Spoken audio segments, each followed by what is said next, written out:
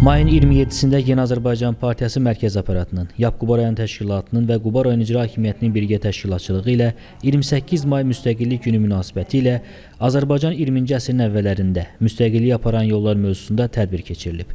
Əvvəlcə Quba şəhərində Ulu Öndər Heydər Əliyevin abidəsi ziyarət edilib, önünə gül dəstələri düzülüb.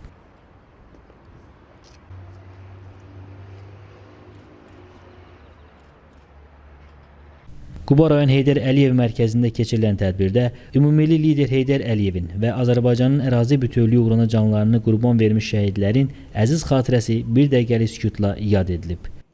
Sonra Azərbaycan Respublikasının dövlət himni səsləndirilib.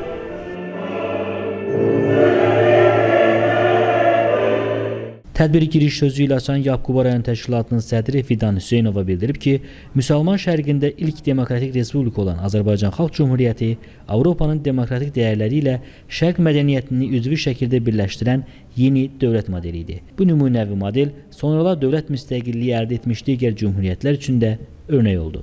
Quba rayon icra hakimiyyətinin başçısı İlqar Mahmudov isə çıxışında Azərbaycan Xalq Cümhuriyyətinin dövlətçilik tariximizdə mühüm yer tutduğunu vurğulayıb. O, xalqımızın o dövrdə çətin sınaqlarla üz-üzə qaldığını, müstəqilliyə gedən yolda böyük faciələrlə üzləşdiyini diqqətə çatdırıb. Qeyd edib ki, 1918-ci ilin mart ayında Qubada və digər bölgələrdə erməni daşnaqlar tərəfindən törədilən qətliamlar bunun göstəricisidir və Quba soyqırımı memorial kompleksi tarixi həqiqətləri özündə ifadə edir.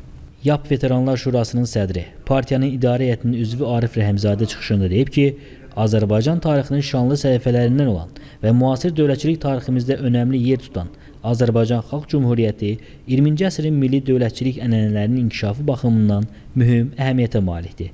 Onun sözlərinə görə, Xalq Cümhuriyyəti özünün dövlətçilik əsasları və demokratik islahatları ilə müsəlman şərqinin mayakı rolunu oynamağı bacarıb. Cümhuriyyətin Azərbaycanın dövlətçilik tarixindəki rolunun daim xatırlandığını, Cümhuriyyət rəhbərlərinin xatirəsinin əziz tutulduğunu diqqətə çatdıran Arif Rəhimzadə deyib. Ulu Öndər Heydər Əliyev müasir Azərbaycan dövlətinin məhz 1918-ci ildə yaranmış Azərbaycan Xalq Cümhuriyyətinin varisi olmasını dəfələrlə ifadə edib. Eyni zamanda Prezident İlham Əliyevin imzaladığı sərəncamlara əsasən Azərbaycan Xalq Cümhuriyyətinin 100 illik yubileyinin qeyd edilməsi, 2018-ci ilin Azərbaycan Xalq Cümhuriyyəti ilə elan olunması milli dövlətçilik tariximizə göstərilən diqqət və qayğının bariz nümunəsidir. YAP Veteranlar Şurasının sədri qeyd edib ki, Ulu Öndər Heydər Əliyevin əsasını qoyduğu siyasət bugün Prezident İlham Əliyev tərəfindən müasir dövrün tələblərinə və reallıqlarına uyğun davam etdirilir. 28 mayın Azərbaycan tarixinin əzəmətli günlərindən olduğunu söyləyən YAP Veteranlar Şurasının üzvü, tarix elmləri doktoru Dilarə Seyidzadə, Xalq Cümhuriyyətinin fəaliyyəti dövründə həyata keçirilən bir sıra mühüm tədbirlər, qəbul edilən qanunlar, Cümhuriyyət qurucularının siyasi fəaliyyəti barədə ətraflı məlumat verib. Həmçinin Azərbaycan Xalq Cümhuriyyətinin tam həyata keçirə bilmədiyi müstəqillik arzularının Ulu Öndər Heydər Əliyev və Prezident Müzəffər Ali Başkomandan İlham Əliyev tərəfindən gerçəkləşdirildiyini diqqətə çatdırıb. Ulu Öndər Heydər Əliyev müstəqilliyimizi əbədi və sarsılmaz edib. Prezident İlham Əliyev isə ərazi bütövlüyümüzü və suverenliyimizi bərpa etməklə adını milli tariximizə qızıl hərflərlə yazdırıb. Gənclərimizin üzərinə düşən əsas vəzifə isə Ulu Öndər Heydər Əliyev irisini dərindən öyrənmək, Prezident İlham Əliyevin siyasətini dəstəkləmək və müstəqil dövlətimizi daim qorumaqdır, deyə Dilarə Seyidzadə vurğulayıb. İnteraktiv formada davam etdirilən tədbirdə iştirakçıların sualları cavablandırılıb.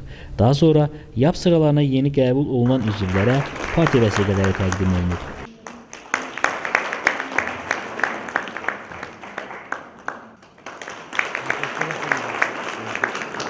Tədbir Yeni Azərbaycan Partiyasının himninin səsləndirilməsi ilə başa çatıb.